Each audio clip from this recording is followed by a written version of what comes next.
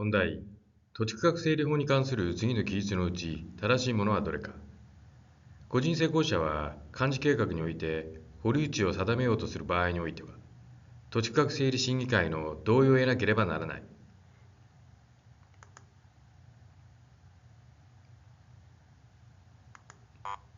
誤り。土地区画整理事業の費用に充てるなどの目的で一定の土地について管地を定めず保留地とすることができます。これを売却することで事業費用を捻出します。個人施工の場合、保留地を定めるにあたり土地区画整理審議会の同意を得る必要はありません。